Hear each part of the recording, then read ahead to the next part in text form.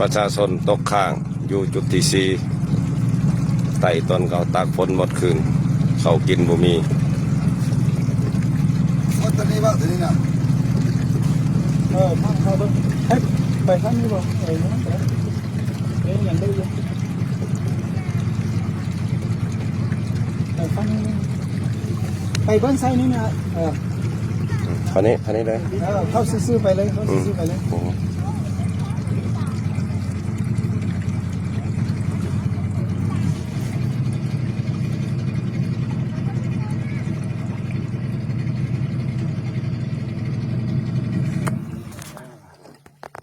ไปมาขึ้นเรือขึ้นเรือมาเอาบ่เป็นยังปลอดภัยละปลอดภัยแล้วจีได้ปืนเนาะจีมัวจีน้อมเนาะสวัสดีครับเอาบ่เป็นยังเด้อ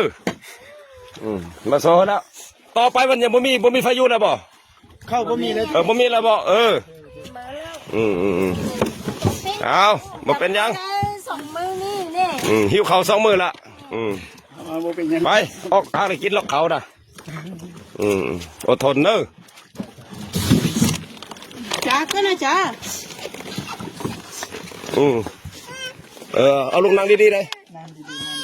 ได้2 เที่ยวแล้วนี่นะยับไปทางหลังพุ่นได้เด้อยับไปหาเรือพุ่นยับไปพุ่น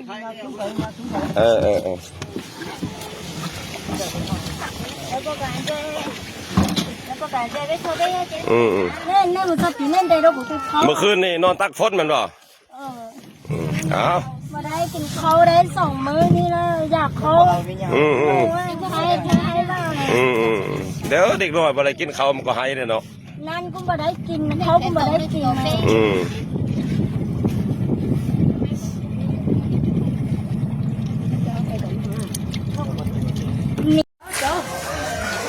ห้ามเรือขามแก้วไปใส่จุดที่เรือไปไหลเพื่อคนเราประชาชน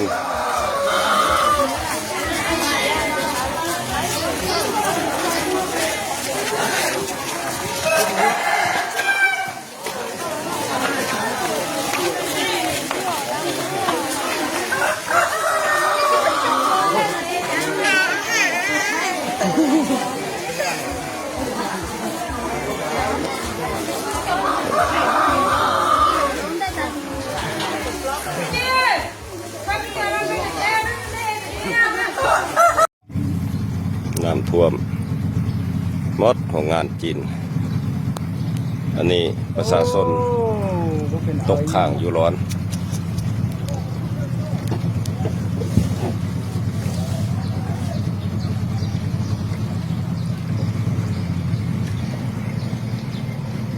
ใส่ไฟที่เจ้ามันก็มีสายไฟสายเขาดึงบ่มีไปซื้อนั่นเลยโลกก็จงหมดสายทอนหรือว่าพันเสาออกยากเจ้าก็ซ่องค่อยลงไปเลยว่ะค่อยเด้อสายที่สายเด้อเลยเขาดึงเสื้อซื้อเขาเวลาข้ามไปข้ามมาแม่นล่ะเอาเสื้อเอาใส่ดึงสายเสื้อขมัดไปมาจากอื่นประชาชนตกข้างเ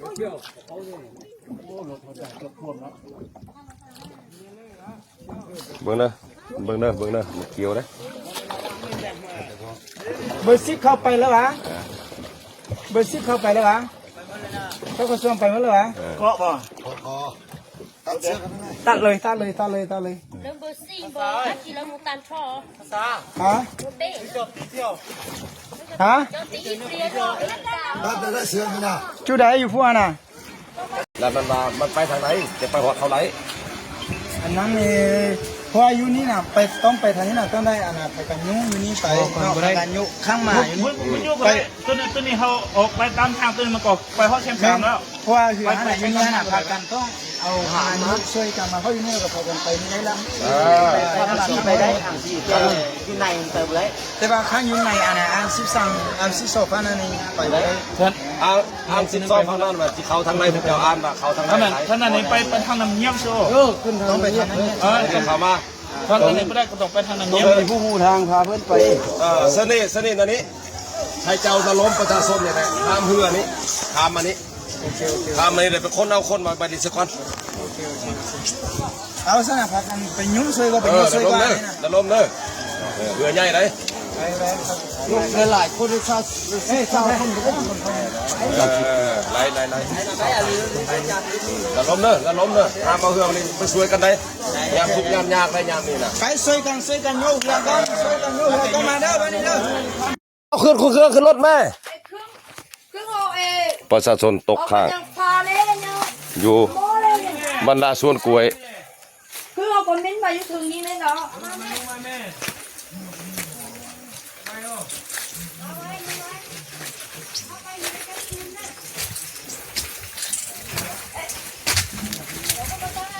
ตลาดเขายังยุ่งอ่ะเต้คนยุ่งตลาดเขายุ่งที่นี่เขามีมาซีเด็บพวกคณะพวกมีบัญชีป่ะ บัญชียัง ดีละ มันมีบัญชีเด็บพ่อของคุณนี่มากันไรค่ะ ก็โอนเดี๋ยวนี้ก็ได้คือนะ บัญชียัง บัญชี อุ้งเงินมา บ่ ออกไปพูดแล้วค่อยโอนให้พี่น้องโอนก็ได้ มันจะได้ โอนแทนเอาบัญชีพี่น้องนั้น เอ้ย มีแต่ว่าเอาพวก ประชา เจ้า ชนตกข้างสวนกล้วย เจ๊ เอาผู้หญิงเอาเล็กน้อยก่อนมาผู้หญิงกันนะ thôi muốn xây cho chia sụp tiền coมานั่นนะใส่อันเล็กน้อยนะมา nó có mỏ đó อย่าไป xây tụi tin không muốn nọ chỉ năng cả để lấy nọ อย่าพอลงnhấp วันไม่เป็นเรื่องเลย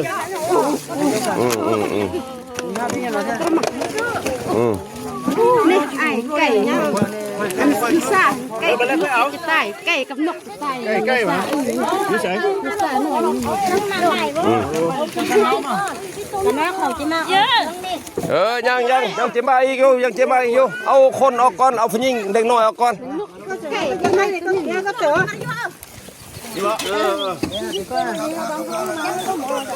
ยังแม่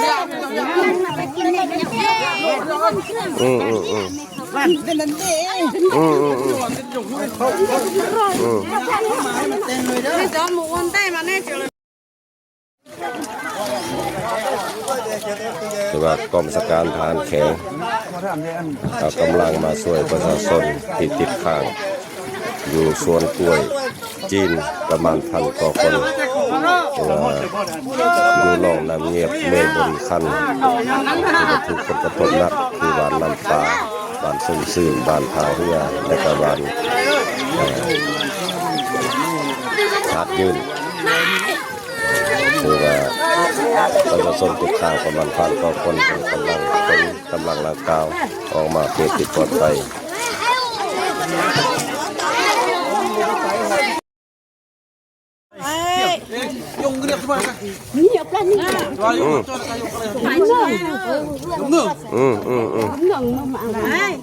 เข้ามายังไรอยู่2 คนนะยับสนุดยับไปเด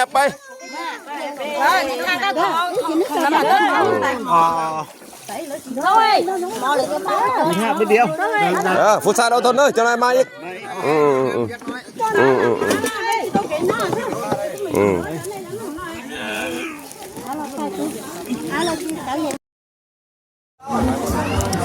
ประชาชนที่ตกข้างคือว่าจำนวนหนึ่งเขาก็มาเตาโฮมอยู่บอนแคมป์ใหญ่ของจีนนี้และจำนวนหนึ่งก็ยังอยู่นอกจะได้ห้ามเรือข้ามจุดนี้ไปเอาบรรดาจุดที่ยังตกข้างมาเตาโฮมอยู่นี้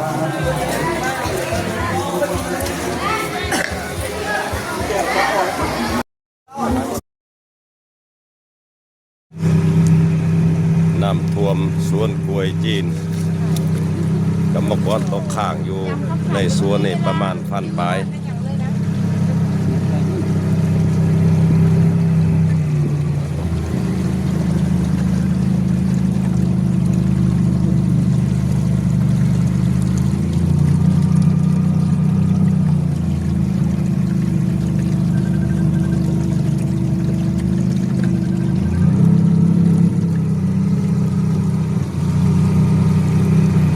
หมดส่วนกล้วยเขาเจ้า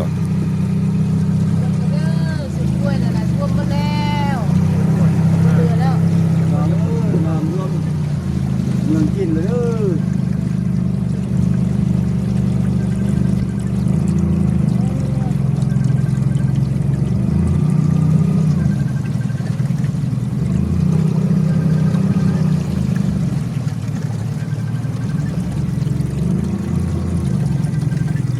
ไม่ได้เห็นแต่ข่าวไม่ได้เจอของแท้ไปนี่ อืม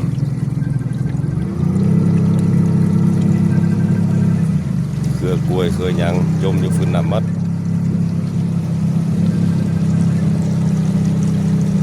เดินไม่ได้มาได้เข้าเรือหน่วยกู้ภัยมาช่วยเหลือคน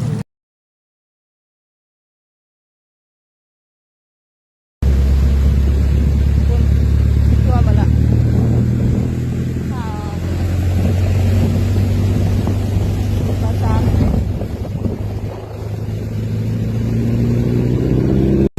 ข้ามอ่ะ